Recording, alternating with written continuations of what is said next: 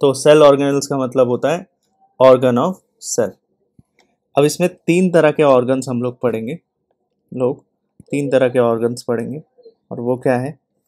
Single membranous structure, ठीक है। ऐसा कंफ्यूजन बहुत सारे बच्चों को होता है क्योंकि वो कैरेक्टरिस्टिक्स में पढ़ते हैं।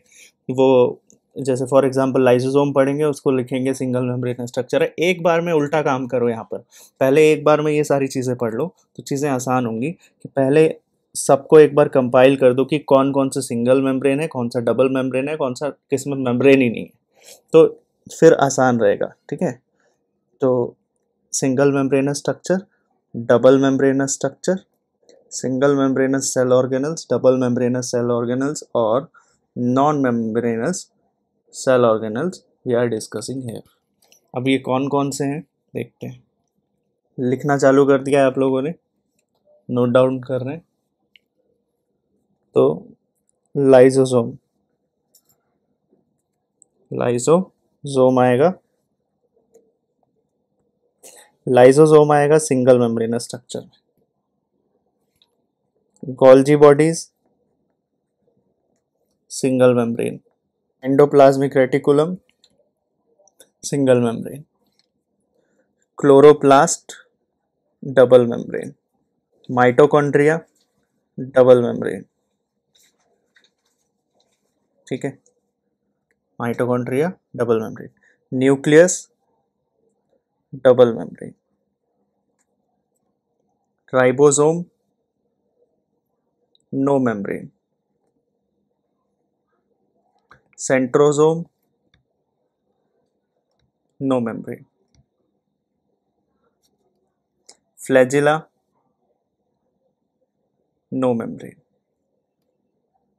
अब हमें पता चल गया, तीन कैटेगरीज डिवाइड कर दी हमने, और हमको पता चल गया कि किसके पास सिंगल मेम्ब्रेन होता है, किसके पास कोई भी मेम्ब्रेन नहीं है, और किसके पास डबल मेम्ब्रेन स्ट्रक्चर है, ठीक। तो इसको इस तरह से याद कर लेना, ठीक है। या ऐसे भी कुछ बना सकते हो आप कि इसको क्या बना सकते हो, इसको इस तरह से याद कर सकते हैं ना, LEG, L for lysosome, E for endoplasmic reticulum, और लेग, लेग हो गया ना, लेग बन गया ये। और यहाँ पर क्या है,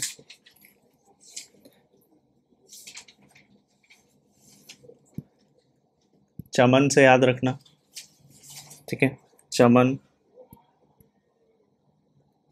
MNC कर दो इसको, ठीक है, मल्टीनेशनल कंपनी, ऐसे याद रख लो, ओके। तो mitochondria, nucleus, chloroplast, RLF, RLF कर दो इसको, या फिर क्या कर सकते हैं, इसका क्या बना सकते हैं, RLF से याद रख लो, ठीक है। तो लेकिन ये याद रहना चाहिए आपको, लेग, लेग MNC RLF, ठीक है। लेग से lysosome, endoplasmic reticulum, Golgi bodies, MNC mitochondria, nucleus, chloroplast, और RLF राइबोसोम, राइबोसोम, सेंट्रोसोम, ये C है, ठीक है, ये C है। तो RCF, ठीक है। आगे देखते हैं, नेक्स्ट इज, सबसे पहले जो हम डिस्कस करने जा रहे हैं यहाँ पर, the organelle we are going to discuss. सबसे पहले इसका मतलब क्या पढ़ेंगे, आपको यहाँ पर चेकलिस्ट भी मिल गई कि सबसे पहले हम लोग पढ़ेंगे लाइसोसोम के बारे में, या फिर क्या बोलते हैं सिंगल मेम्ब्रेन स्ट्रक्चर के बारे में, फिर डबल मेम्ब्रेन, फिर नॉन मेम्ब्रेन। तो सबसे पहले हम यहाँ पर इनमें से पढ़ते हैं एंडोप्लाज्मिक रेटिकुलम के बारे में। एंडोप्लाज्मिक रेटिकुलम पढ़ते हैं सबसे पहले।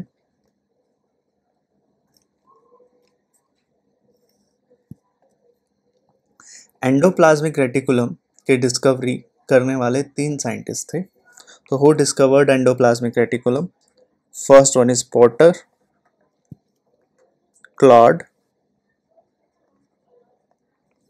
And Fulham.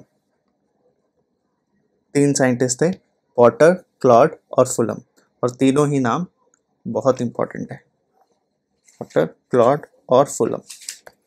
ठीक, अब एंडोप्लाज्मिक रेटिकुलम के दो पार्ट्स होते हैं, तो हम इस टॉपिक को भी दो पार्ट्स में डिवाइड करके पढ़ेंगे कि इसके दो पार्ट्स हैं।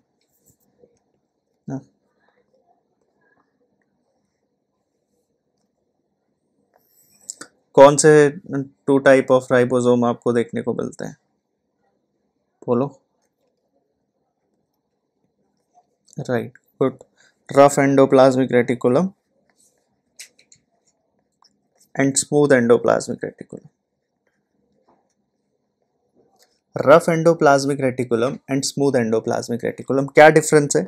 एक बेसिक डिफरेंस ये है कि यहाँ पर राइबोसोम्स प्रेजेंट होते हैं, यहाँ राइबोसोम प्रेजेंट नहीं होते हैं। Fine, ribosome present, ribosome absent. ठीक, दूसरी बात, यहाँ पर जो राइबोसोम्स होते हैं वो अब प्रेजेंट है तो कुछ ना कुछ सब यूनिट तो होगा यहाँ पर, जैसे हमने बोला था स्वेटबर्ग यूनिट होता है राइबोसोम्स को मेजर करने के लिए। तो 60s सब यूनिट राइबोसोम्स जो हैं एक्चुअली अटैच्ड होते हैं किससे? एंडोप्लाज्मिक रेटिकुलम से। 60s राइबोसोम्स तो किस यूनिट के हैं?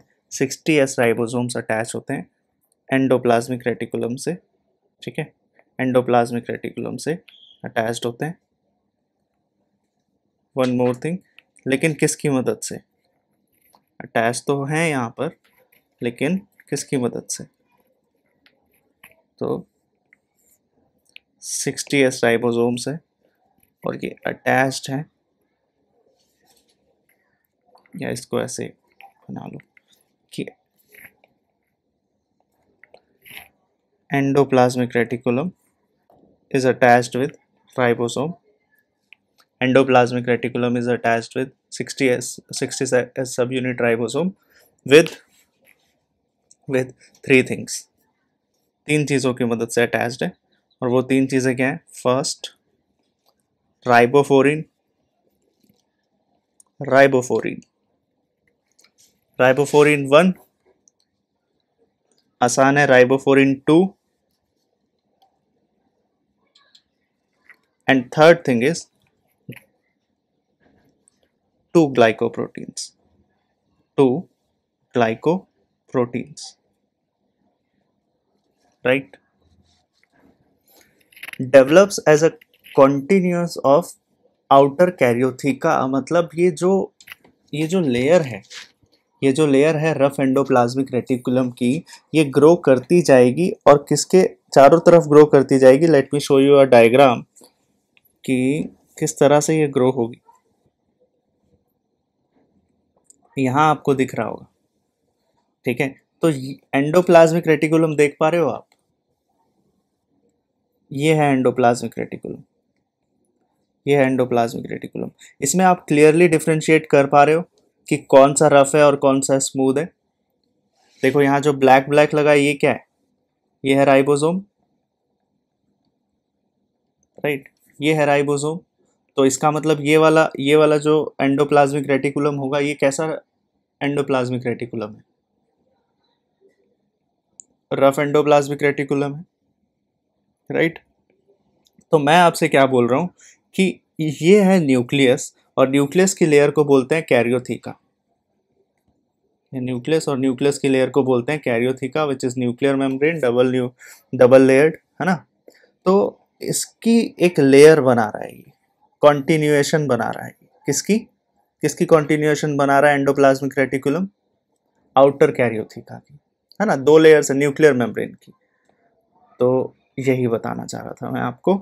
तो लिखो कि इट डेवलप्स, ऐसा लगेगा आपको जब आप कोई माइक्रोस्कोप में सेल देखोगे, तो अभी आपको देख कर लग रहा होगा कि ये तो it is the outer layer of nucleus. ऐसा नहीं लगा देख के आपको कि it is outer layer of nucleus, nucleus membrane की ही एक कंटिन्यूएशन है ना? तो इसका फंक्शन क्या होगा? क्योंकि यहाँ पर राइबोसोम है, तो इसका फंक्शन क्या होना चाहिए? Function should be making of protein, protein synthesis, right. तो पहली बात हमें समझ आई कि राइबोसोम्स होंगे रफ एंडोप्लाज्मिक रेटिकुलम में। दूसरा पॉइंट कि राइबोसोम्स एंडोप्लाज्मिक रेटिकुलम से अटैच्ड होंगे तीन चीजों की मदद से, तीन कंपोनेंट की मदद से, and these are ribophorin 1, ribophorin 2 and 2 glycoproteins. Third thing is it develops as a continuation, it develops as a continuation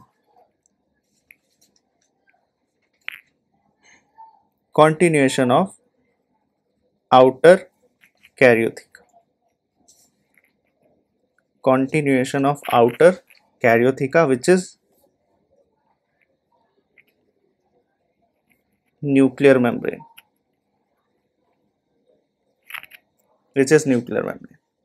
तो नेक्स्ट इज इसका फंक्शन। तो इसका फंक्शन क्या होगा? Function is protein synthesis, function is protein synthesis. Okay, protein synthesis तो ये करेगा। Next बात, तो next we are discussing about smooth endoplasmic reticulum. Smooth endoplasmic reticulum में राइबोसोम का कोई सवाल ही नहीं है। तो राइबोसोम नहीं है तो क्या यहाँ प्रोटीन बनेगा? क्या यहाँ प्रोटीन सिंथेसिस होगा? नहीं होगा, प्रोटीन सिंथेसिस नहीं होगा। तो it is found in sarcoplasm. कहाँ पाया जाता है ये? सार्कोप्लाज्म में।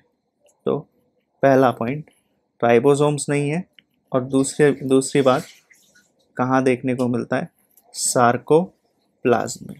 सार्कोप्लाज्म आपने पढ़ा होगा, वैष्णवी को याद होगा सार्कोप्लाज्म हमने कहाँ पढ़ा था?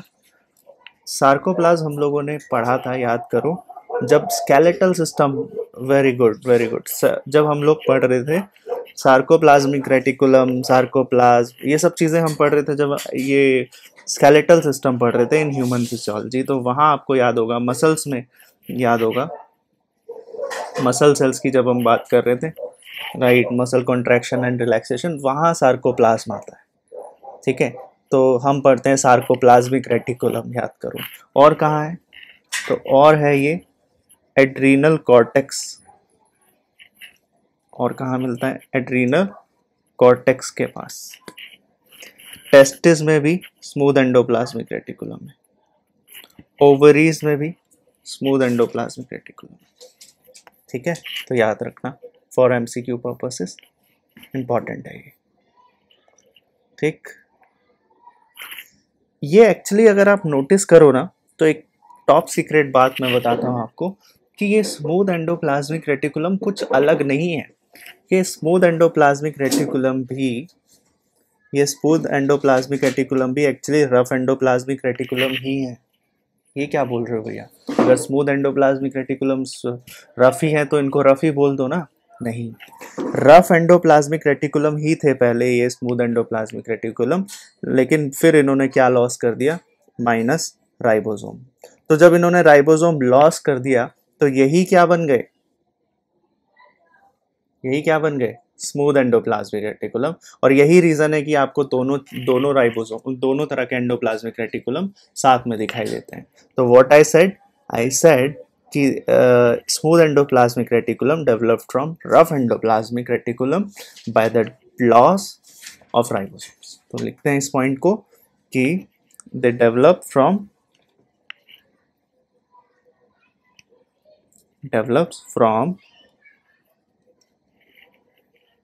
rough endoplasmic reticulum by the loss of ribosomes,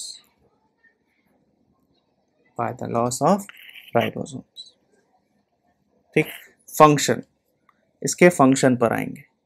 तो फंक्शन बहुत सारे हैं इसके, ठीक है, फंक्शन बहुत सारे हैं इसके, लेकिन प्रोटीन बनाएगा क्या ये बताओ? प्रोटीन तो नहीं बना पाएगा, इंस्टेड ये क्या बनाएगा? लिपिड बनाएगा। अगर आपको लास्ट क्लास याद हो तो हमने डिस्कस किया था थोड़ा बहुत ये कि सेल मेम्ब्रेन में जो प्रोटीन और लिपिड है वो आ कहाँ से रहा है? एंडोप्लाज्मिक रेटिकुलम से। प्रोटीन आ रहा है रफ एंडोप्लाज्मिक रेटिकुलम से, लिपिड आ रहा है स्मूथ एंडोप्लाज्मिक रेटिकुलम से। स्टेरॉइड हार्मोन का सिंथेसिस कौन कर रहा है? यही कर रहा है, ठीक है, स्टेरॉइड हार्मोन सिंथेसिस यही कर रहा है, स्मूथ एंडोप्लाज्मिक रेटिकुलम। लीवर में ड्रग्स जो भी होते हैं, जो भी मेडिसिन वगैरह खाते हैं, तो सुना होगा आपने उसका डिटॉक्सिफिकेशन होता है, ठीक है, उसको डिटॉक्सिफाई किया जाता है हमारे, ठीक है, ताकि कोई साइड इफेक्ट्स इतने मेजर ना हो। तो डिटॉक्सिफिकेशन, अच्छा आजकल वो भी ट्रेंड चल रहा है ना बहुत, डिटॉक्सिफाइंग, है ना, हम डिटॉक्सिफिकेशन करवाएंगे। तो डिटॉक्सिफिकेशन करवाने का क्या मतलब है, आपकी बॉडी में जो भी मेडिसिन खाई हैं, ठीक है, वो ओवरलैप ना कर जाए, इसलिए सबसे पहले जो ड्रग्स ली गई हैं उनको डिटॉक्सिफाई कराना ज़रूरी है। या कोई किसी तरह का अगर ड्रग बन भी रहा है which is harmful for the body, तो उसको डिटॉक्सिफाई कराना। और ये काम आपको बाहर से करवाने की ज़रूरत नहीं है, ये काम जनरली लीवर भी करता है, लीवर भी करता है। और यहाँ पर जो सेल्स हैं, यहाँ स्मूथ एंडोप्लाज्मिक रेटिकुलम बहुत मेजर रोल प्ले करता है। तो detoxification, drug detoxification, drug detoxification in liver, ठीक, in liver. Next thing, muscle contraction में भी हेल्प करता है। मसल कॉन्ट्रैक्शन में ऑब्वियसली, जब मैंने यहाँ बोल दिया, जब हमने डिस्कस कर लिया यहाँ पर कि सार्कोप्लाज्म में प्रेजेंट है, मसल सेल में प्रेजेंट है, तो मसल कॉन्ट्रैक्शन में स्मूथ एंडोप्लाज्मिक रेटिकुलम तो होगा ही होगा, मसल कॉन्ट्रैक्शन में इन्वॉल्व है। Next thing, calcium ion, calcium ion का अपटेक और इनटेक इसमें भी इन्वॉल्व है ये, ठीक है। अब मसल कॉन्ट्रैक्शन में इन्वॉल्व है, और मसल कॉन्ट्रैक्शन अगर आप प्रोसेस पढ़ो कभी, तो उसमें आपको पता चलेगा ट्रोपोनिन और मसल्स का काफ़ी अच्छा रिलेशन है ना। ट्रोपोनिन और कैल्शियम एक दूसरे के बिना रह ही नहीं सकते, तो मसल कॉन्ट्रैक्शन हो ही नहीं सकता अगर कैल्शियम प्रेजेंट ना हो, शुरुआत ही नहीं होगी प्रोसेस की। याद आ रहा है वैष्णवी, हमने डिस्कस किया था। तो we discussed about the process of muscular contraction and relaxation, in which we discussed calcium binds on the troponin, calcium bind कर जाता है ट्रोपोनिन पे। तो कैल्शियम आयन का अपटेक और इनटेक कौन रेगुलेट कर रहा है, स्मूथ एंडोप्लाज्मिक रेटिकुलम, तो वेरी इंपॉर्टेंट। ओके, तो नेक्स्ट इज फॉर्मेशन ऑफ स्पैरोसोम्स, ठीक है, स्पैरोसोम्स एक और काम करता है ये, तो यहाँ पर लिख रहा हूँ मैं, तो इट हेल्प्स इन फॉर्मेशन, और ये इसका बहुत इंपॉर्टेंट काम है, फॉर्मेशन ऑफ स्पैरोसोम्स। स्पैरोसोम्स ये क्या करते हैं स्पैरोसोम्स, दिस इज वेरी इंपॉर्टेंट। सबसे इंपॉर्टेंट फंक्शन अगर आप मुझसे पूछो तो दो बहुत इंपॉर्टेंट फंक्शन है स्मूथ एंडोप्लाज्मिक रेटिकुलम के, वो क्या है, पहला ड्रग डिटॉक्सिफिकेशन और दूसरा फॉर्मेशन ऑफ स्फेरोसोम्स। ये क्या करते हैं, सिंथेसिस ऑफ लिपिड बनाने में हेल्प करते हैं, और दूसरा स्टोर, तो ये ऐसे लिखना, सिंथेसिस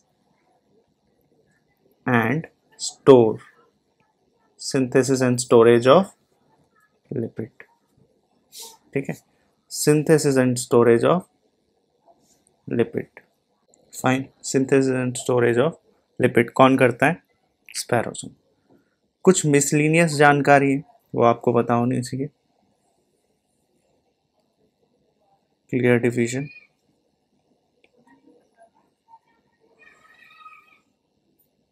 यहीं से आ रही है कुछ मिसलिनियस जानकारी।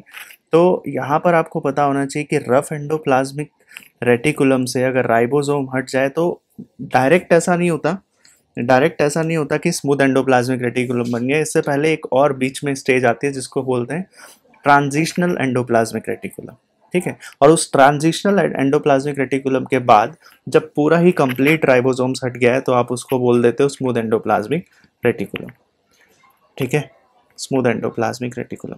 आपने पढ़ा होगा न्यूक्लियस, जो जब हम न्यूरॉन्स पढ़ते हैं तो न्यूरॉन्स में हम पढ़ते हैं नीजल ग्रेन्यूल करके कुछ स्ट्रक्चर होता है सेल बॉडी में, याद आ रहा है आपको। तो न्यूरॉन का स्ट्रक्चर जब भी आप पढ़ोगे तो उसमें आप देखोगे कि सेल बॉडी में तीन चीज़ें होती हैं, याद करो, डेंड्राइट, सेल बॉडी, एक्सॉन, है ना। तो वो जो सेल बॉडी है, सेल बॉडी में क्या प्रेजेंट होगा, सेल बॉडी में निजल ग्रेन्यूल्स करके स्ट्रक्चर प्रेजेंट होते हैं, तो these are basophilic which contain rough endoplasmic reticulum, ठीक। और third thing about endoplasmic reticulum is they are very poor in dividing, ठीक है। इनको डिवाइड करने में ज़्यादा रुचि नहीं होती है इन सेल्स को, इन सेल ऑर्गेनल्स को, तो ये इतना ज़्यादा डिवाइड करने में विश्वास नहीं रखते, ठीक है। तो कुछ बातें इनके बारे में देख लो, लिख लो, क्या है। पहली बात कि रफ एंडोप्लाज्मिक रेटिकुलम में से क्या माइनस कर देंगे, तो माइनस कर देंगे राइबोसोम्स। जब माइनस कर देंगे राइबोसोम्स तो क्या बनेगा, transitional endoplasmic reticulum. Second thing we discuss, Nissl granules. Nissl granules होते कहाँ हैं, बताओ जल्दी। न्यूरॉन्स में होते हैं निजल ग्रेन्यूल्स। तो न्यूरॉन्स के किस पार्ट में, cell body, cell body of neurons, cell body of neurons, तो विच इज बेसोफिलिक।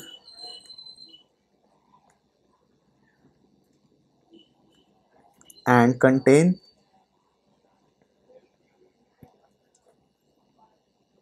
आरिया। Third thing about them, poorly dividing.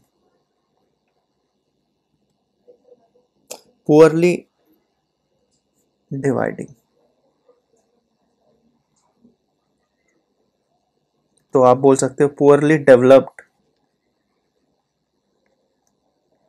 in dividing cell। जो डिवाइडिंग सेल होंगे उनमें इतना ज़्यादा एंडोप्लाज्मिक रेटिकुलम देखने को नहीं मिलते।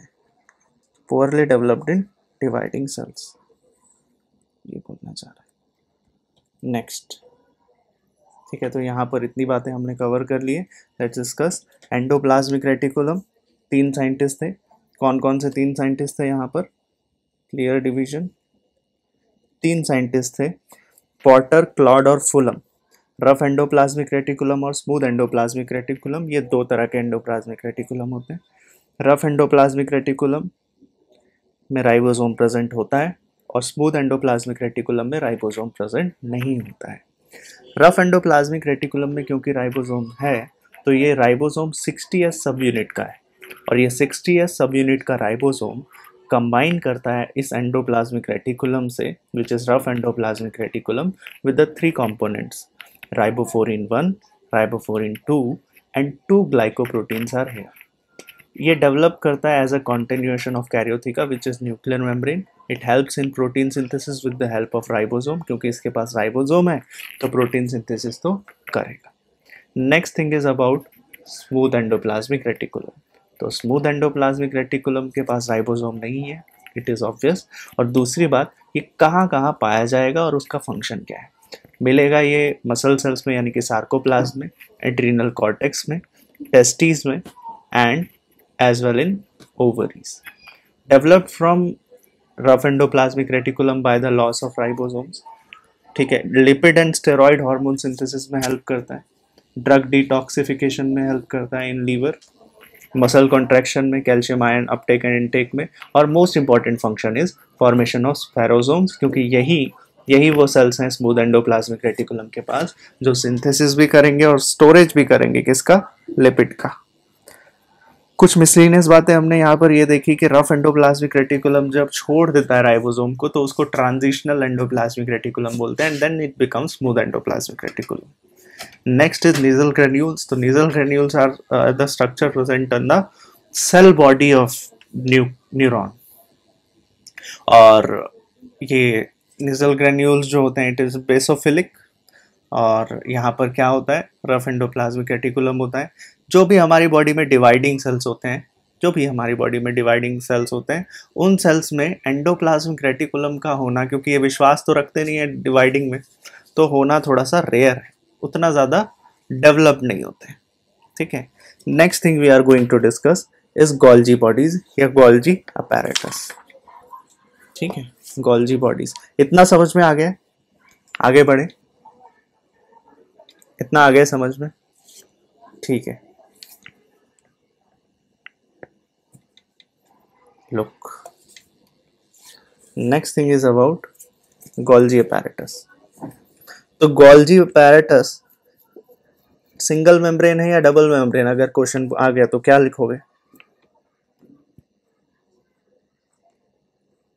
Single membrane. तो अभी आपको पता होना चाहिए कि हम लोग क्या पढ़ रहे हैं, सिंगल मेम्ब्रेन स्ट्रक्चर ही पढ़ रहे हैं, ठीक है, जिसमें हम एंडोप्लाज्मिक रेटिकुलम पढ़ चुके हैं, गोल्जी अपैरेटस पढ़ रहे हैं, गोल्जी अपैरेटस। गोल्जी अपैरेटस के और भी नाम है, जैसे गोल्जी अपैरेटस को हम और क्या क्या बोलते हैं? We call it idiosomes, we call it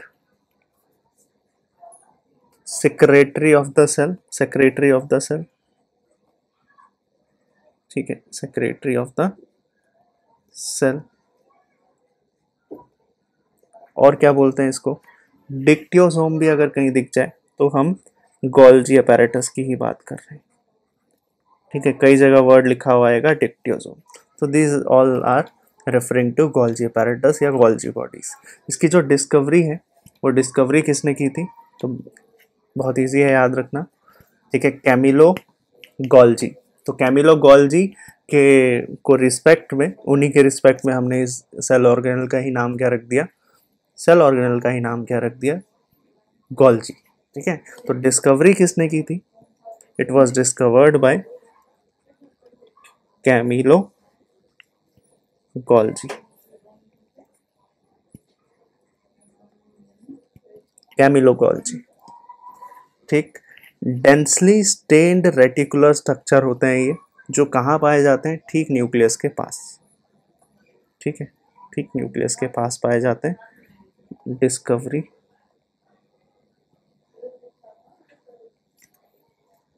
तो क्या बोला? डेंसली, बहुत ज्यादा डेंस, गाढ़े, स्टेन्ड रेटिकुलर स्ट्रक्चर है, डेंसली स्टेन्ड रेटिकुलर स्ट्रक्चर है, जो कहाँ पाया जाता है? फाउंड नियर न्यूक्लियस, ठीक, कहाँ पाया जा रहा है? Near nucleus. तो ये पॉइंट थोड़ा सा इंपॉर्टेंट हो जाता है कि कहाँ पाया जा रहा है।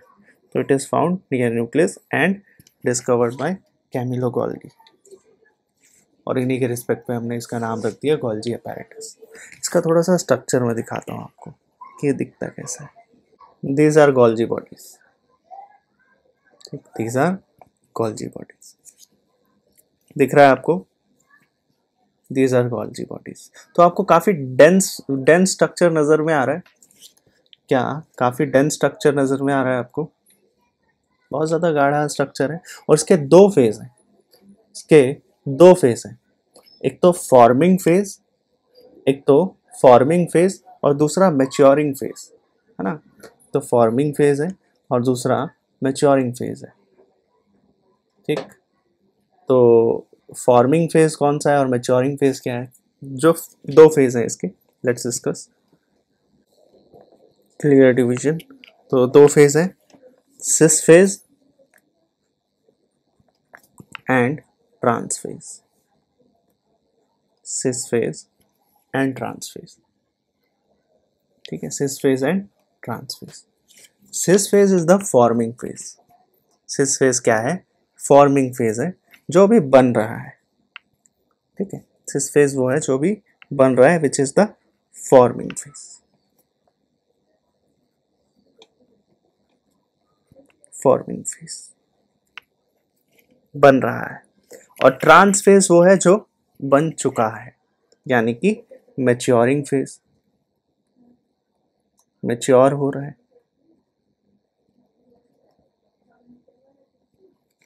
ठीक। सिस फेज वो है जो जो क्या करेगा? सिस फेज वो है जो एक्चुअली कॉन्वेक्स है शेप में, it is convex in shape, ठीक। और ट्रांस फेज वो है which is concave in shape. cis phase is actually associated with endoplasmic reticulum. Associated with endoplasmic reticulum. cis phase. ठीक. और मैच्योर फेज में क्या होगा, जो वेसिकल्स होंगे वो बडेड ऑफ हो रहे होंगे दिस एंड, इस एंड में. ठीक है, तो यहाँ पर क्या होगा कि वेसिकल्स निकल रहे होंगे. ठीक है, एक दूसरे से अलग हो रहे होंगे. तो वेसिकल्स आर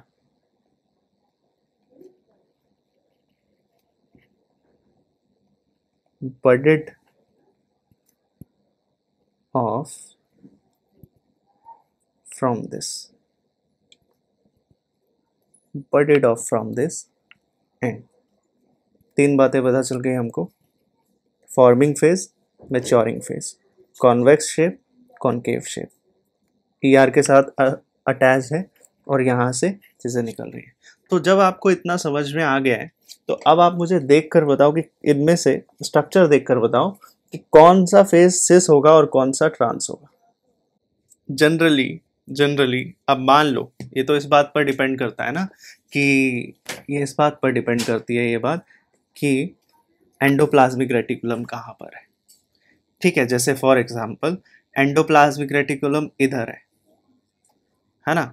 तो इधर वाला जो फेज है, एंडोप्लाज्मिक रेटिकुलम अगर इधर है तो इधर वाला जो फेज है which is associated with endoplasmic reticulum, उसे क्या बोलोगे आप? सिस. और उधर वो जो फेज है इसे क्या बोलेंगे? ट्रांस. गुड, समझ आ गया. गोविंद समझ में आ रहा है? Is it clear? Swati, Sushmita, कोई दिक्कत? आसान लग रहा है? सिस फेज, ट्रांस फेज समझ आ गया. तो मान लो अगर एंडोप्लाज्मिक रेटिकुलम इधर है, तो अगर एंडोप्लाज्मिक रेटिकुलम इधर है तो सिस फेज यहाँ होगा, ट्रांस फेज यहाँ होगा. यहाँ से वेसिकल्स निकल रहे हैं, ये बात है. और साइटोप्लाज्म यहाँ होगा. ठीक है, ठीक है, ये समझो. नेक्स्ट थिंग, तो नेक्स्ट थिंग टू डिस्कस कि यहाँ पर आपको क्या दिख रहा है? फोल्डिंग्स दिख रहे हैं, और इन्हीं फोल्डिंग्स को क्या बोलते हैं? सिस्टर्न. ठीक है, यहाँ पर गोल गोल से फोल्डिंग्स दिख रहे हैं, तो इनको क्या बोलते हैं? सिस्टर्न बोलते हैं. गोल गोल स्ट्रक्चर भी दिख रहे हैं यहाँ पर. ठीक है, तो cistern are actually 0.5 to 1 micrometre in diameter.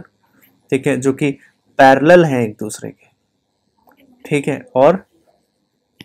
और किसके चारों तरफ है? कॉन्सेंट्रेटली राउंड द न्यूक्लियस के चारों तरफ है. ठीक है, नेक्स्ट, जैसा मैंने बताया आपको, इनको क्या बोलते हैं? अच्छा, इसका फंक्शन क्या है? अब इसको ना एक कहानी की तरह समझो कि चल क्या रहा है. सबसे पहले हमने पढ़ा कि सेल मेम्ब्रेन होता है. तो जो सेल मेम्ब्रेन है उसके पास हमने पढ़ा कि सेल मेम्ब्रेन एक्चुअली बना है दो चीज़ों से. दो चीज़ें क्या हैं वो जल्दी बताओ. किन दो चीज़ों से actually cell membrane is made up of? Cell membrane is made up of protein and lipids. Right, good. Protein and lipids. तो प्रोटीन और लिपिड का मिलकर बना है क्या? Cell membrane. तो ये अब सवाल ये है कि ये प्रोटीन और लिपिड आया कहाँ से? तो ये प्रोटीन और लिपिड, प्रोटीन देखो आ रहा है रफ एंडोप्लाज्मिक रेटिकुलम से, और ये लिपिड आ रहा है स्मूथ एंडोप्लाज्मिक रेटिकुलम से. लेकिन जस्ट सपोज कि एंडोप्लाज्मिक रेटिकुलम एक ऐसी फैक्ट्री है ना, जैसे आपने फूड फैक्ट्री वगैरह देखा होगा, तो वहाँ पर अलग अलग तरह की चीज़ें बनती रहती है ना. फॉर एग्जांपल चॉकलेट्स बन रहे हैं वहाँ पे. तो चॉकलेट्स के लिए आपको शुरुआत में कई सारे रॉ मटेरियल लाना पड़ेगा. रॉ मटेरियल लाते हो आप, उस चीज़ को फंक्शन, उस चीज़ में कई सारी चीज़ें ऐड करते हो, है ना. कई सारा फ्लेवर ऐड करते हो, शुगर ऐड करते हो, then you proceed to synthesise the product. Right. तो यहाँ रफ एंडोप्लाज्मिक रेटिकुलम या स्मूथ एंडोप्लाज्मिक रेटिकुलम में कुछ भी चीज़ बन रही है फॉर एग्जांपल, या कोई एक रफ एंडोप्लाज्मिक रेटिकुलम को ऐसे ले लो कि ये एक ऐसी मशीन है जो प्रोडक्शन कर रही है, चॉकलेट्स बना रही है ये. ठीक है, चॉकलेट्स बना रही है ये. लेकिन चॉकलेट्स बना देने से काम चलेगा क्या? अगर मुझे इसको मार्केट में कमर्शलाइज करना है तो इसके बाद मुझे इस चॉकलेट को क्या करना पड़ेगा, रैप करना पड़ेगा ना। अभी तो चॉकलेट बनी है सिर्फ, क्या मुझे इसकी पैकेजिंग करनी पड़ेगी कि नहीं पड़ेगी, बताओ। पैकेजिंग करनी पड़ेगी, राइट। तो इसकी पैकेजिंग कौन करेगा, तो इसकी पैकेजिंग कौन करेगा, इसकी पैकेजिंग करेगा गोल्जी अपैरेटस। समझ आया। तो इसकी पैकेजिंग करेगा गोल्जी अपैरेटस, क्योंकि ये सैक लाइक स्ट्रक्चर है, और पैकेजिंग करने के बाद फिर ये ट्रांसपोर्ट हो जाएगा। किधर ट्रांसपोर्ट होगा, टुवर्ड्स द सेल मेम्ब्रेन। ठीक है, सेल मेम्ब्रेन की तरफ ट्रांसपोर्ट होगा। ठीक, तो यहां से आप इस तरह से इसको कहानी को समझ सकते हो कि अगर मान लो यहाँ पर एंडोप्लाज्मिक रेटिकुलम है, तो ये एंडोप्लाज्मिक रेटिकुलम से क्या ले रहा होगा, प्रोटीन और लिपिड, और फिर यहां से वो किसको भेज दे रहा है, यहां से वो किसको भेज दे रहा है, टू द सेल मेम्ब्रेन और सेल वॉल। समझ आ गया। अगर बाहर भी भेजना है तो यही प्रोसेस है। आसान है, समझ में आया। ठीक है, तो यहां पर मैं बात कर रहा था, थोड़ा सा समझते हैं कि सिस्टर्न्स हैं कुछ स्ट्रक्चर। यहां पर क्या है, हियर आर सिस्टर्न। सिस्टर्न है कुछ structure which is 0.5 to 1 0.5 to 1 micrometer in diameter, micrometer in diameter, which is tagged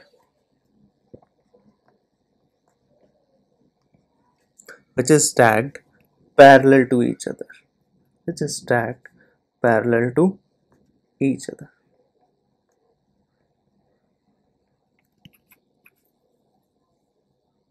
ठीक है, stacked parallel to each other. next thing about them is यहाँ पर sac like structure है which is parallelly arranged। आपको दिख भी रहा है ये सब parallel है ना। तो ठीक है, sac like structure present है। sac मतलब vessel like structure, sac like separate, अलग सा सिस्टर्न दिखेगा, कर्व दिखेगा।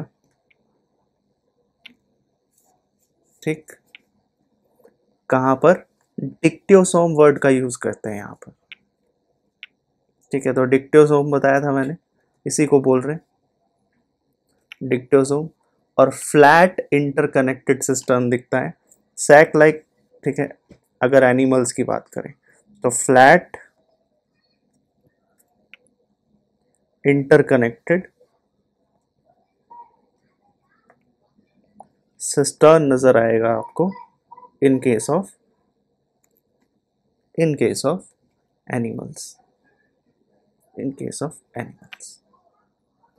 One more important thing about them कि कहाँ कहाँ ये स्ट्रक्चर एब्सेंट होगा, कहाँ कहाँ ये एब्सेंट होता है।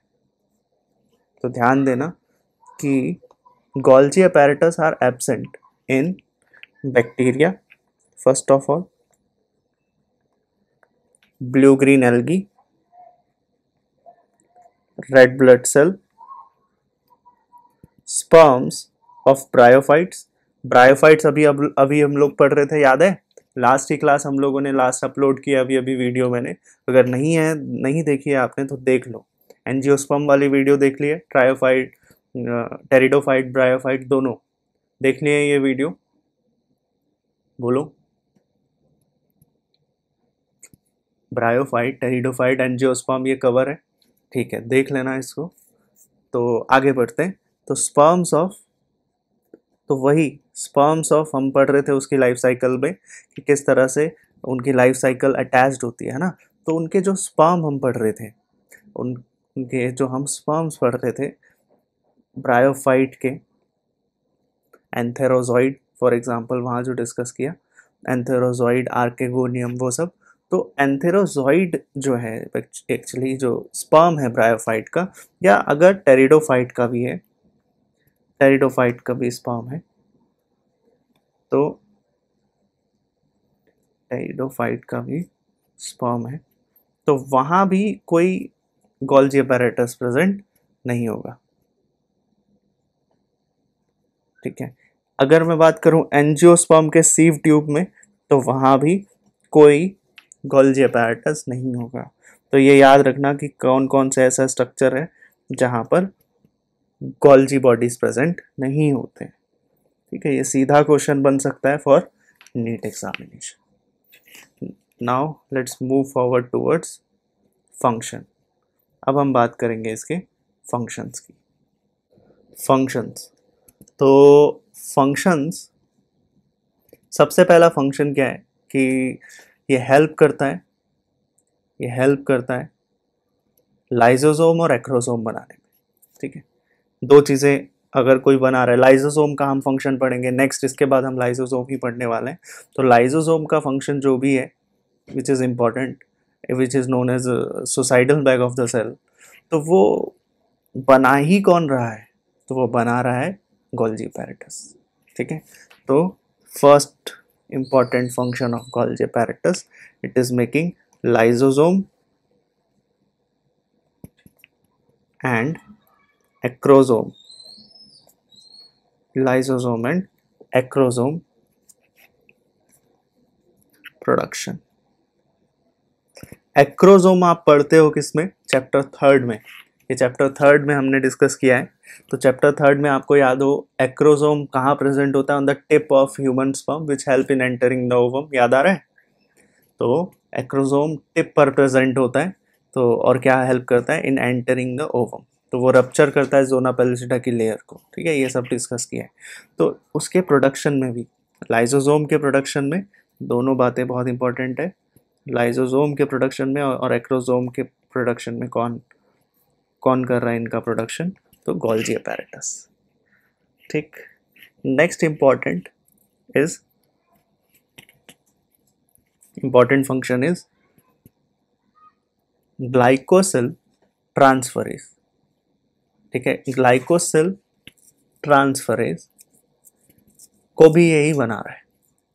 ठीक है, तो ग्लाइकोसिल ट्रांसफरेज, एक यहाँ से एंजाइम निकल रहा है, एज लगा हुआ है मतलब एंजाइम, तो ट्रांसफरेज।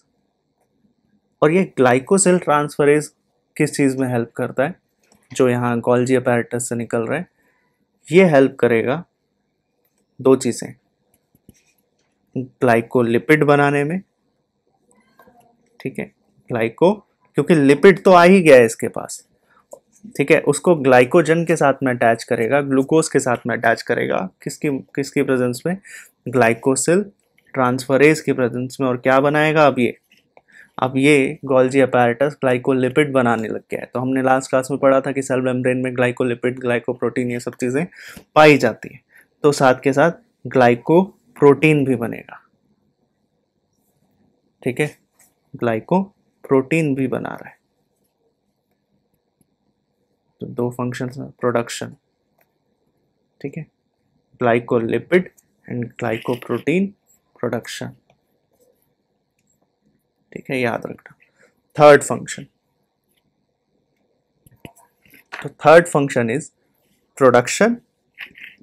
ऑब्वियसली बार बार मैं वही फंक्शन बता रहा हूँ कि जो भी लिपिड है और प्रोटीन है वो सब कहाँ जाएगा, पैकेज होके कहाँ जाने वाला है ये लिपिड और प्रोटीन, ग्लाइकोलिपिड ग्लाइकोप्रोटीन, बताओ कहाँ जाने वाला है, सेल मेम्ब्रेन में। तो ऑब्वियसली ये तो आपको अभी तक पता ही चल गया होगा, इट इज हेल्पिंग नी production of production and as well as, अगर मान लो कोई डैमेज हो जाता है सेल वॉल में या सेल मेम्ब्रेन में, तो उसके प्रोडक्शन और रिपेयर में हेल्प कर रहा है कौन, गोल्जी बॉडीज। तो it is production and repair of cell wall and plasma membrane. ठीक, प्लाज्मा मेम्ब्रेन।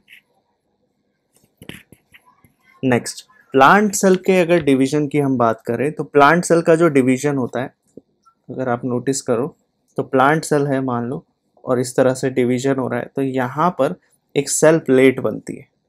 क्या बनती है, एक सेल प्लेट बनती है, जिसको हम क्या बोलते हैं, फ्रेगमोप्लास्ट। एक सेल प्लेट बनती है which clearly distinguishes between the both cell wall, यहाँ पर दोनों के पास सेल वॉल होंगे, है ना। तो ये कौन सी प्रोसेस है, साइटोकाइनेसिस वाली प्रोसेस है। तो साइटोकाइनेसिस वाली प्रोसेस में भी कौन हेल्प करता है, साइटोकाइनेसिस वाली प्रोसेस जो है प्लांट सेल की, उसको स्टार्ट करता है, कौन स्टार्ट करता है, गोल्जी बॉडीज, ठीक है। तो ये एक फंक्शन है किसका, गोल्जी अपैरेटस का। तो fourth function is starts cytokinesis,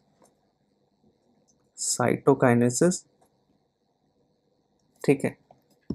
कैसे स्टार्ट करता है साइटोकाइनेसिस, बाय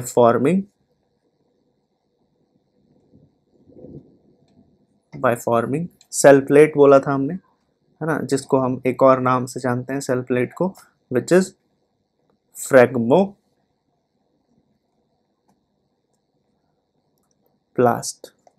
और ये स्पेशली किसकी बात चल रही है, इन प्लांट सेल्स, ठीक है, इन प्लांट सेल्स, याद रहेगा, ठीक है। This is important, cell plate बना रहा है, फ्रेगमोप्लास्ट बना रहा है, ओके। म्यूसिन करके एक केमिकल रिलीज कंपोनेंट रिलीज होता है from the root cap cell, और वो सिक्रीशन भी कौन कर रहा है, गोल्जी अपैरेटस। तो it secretes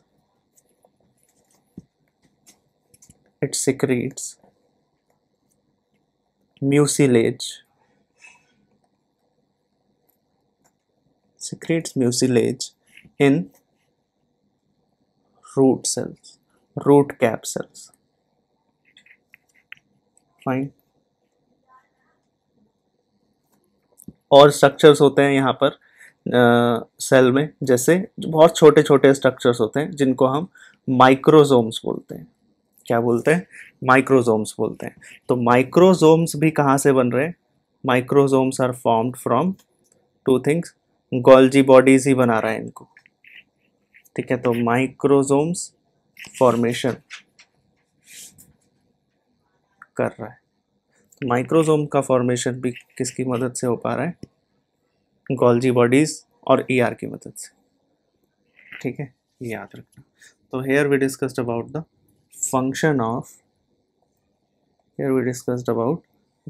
of what, Golgi apparatus, ठीक है। एक बार देखते हैं क्या क्या चीज़ें पढ़ी। तो हमने यहाँ पर डिस्कस किया about endoplasmic reticulum, next we move towards Golgi apparatus। Golgi apparatus को idiosome, secretary of the cell, dictyosome भी बोलते हैं, ठीक है। कैमिलो गोल्जी ने डिस्कवर किया था, डेंसली स्टेन्ड रेटिकुलर स्ट्रक्चर है, कहाँ पाया जाता है, न्यूक्लियस के पास पाया जाता है। दो फेजेस है, सिस फेज और trans phase. Forming, cis phase is the forming phase, trans phase is maturing phase. Cis phase convex और trans phase concave. Cis phase जुड़ा हुआ है, ये एंडोप्लाज्मिक रेटिकुलम की तरफ है, और ट्रांस फेज में बडिंग होगी तो वेसिकल्स जो भी निकलेंगे, पैकेजिंग होके मान लो कोई भी प्रोडक्ट है वो निकलेगा किधर से, तो ट्रांस फेज से निकलेगा। नेक्स्ट सिस्टर्न होंगे यहाँ पर, और सैक लाइक सेपरेट सिस्टर्न भी होंगे डिक्टियोजोम में, और फ्लैट इंटरकनेक्टेड सिस्टर्न होंगे किसमें, एनिमल्स के पास। नेक्स्ट एब्सेंट होगा, ये सब एब्सेंट होगा ये गोल्जी apparatus कहाँ पर, बैक्टीरिया के पास, ब्लू ग्रीन एल्गी, ठीक है, RBCs, sperm of bryophyte, pteridophyte, angiosperm, sieve tubes. तो यहाँ ये सब एब्सेंट होगा, गोल्जी बॉडीज। फंक्शन क्या देखा हमने कि लाइसोसोम एक्रोसोम का प्रोडक्शन कर रहा है, ग्लाइकोसिल ट्रांसफरेज का प्रोडक्शन कर रहा है, which helps in production of glycolipid and glycoprotein, production and repair of cell wall and plasma membrane. Obviously ये तो बहुत बेसिक सी बात है, ठीक है, ये तो कर ही रहा है, यही तो मेन इसका फंक्शन है। Start cytokinesis by forming the phragmoplast in plant cell and secretes mucilage in root cap cell and formation of microsomes. समझ आया? तो here we discussed about the structure and all the important aspects of Golgi apparatus and endoplasmic reticulum. तो यहाँ हमारा क्या start हो चुका है, सेल ऑर्गेनल स्टार्ट हो चुका है। Next we will move towards lysosomes, ठीक है। लाइसोसोम हम लोग डिस्कस करेंगे नेक्स्ट क्लास में। कल आप लोगों की क्लास है 11 बजे, 11 बजे नहीं, सॉरी, शाम को आप लोगों की क्लास रहेगी जिसमें एनिमल किंगडम हम लोग पढ़ेंगे। ठीक है, तब तक के लिए इतना पढ़ के आना आप लोग। मिलते हैं नेक्स्ट क्लास में। राधे राधे।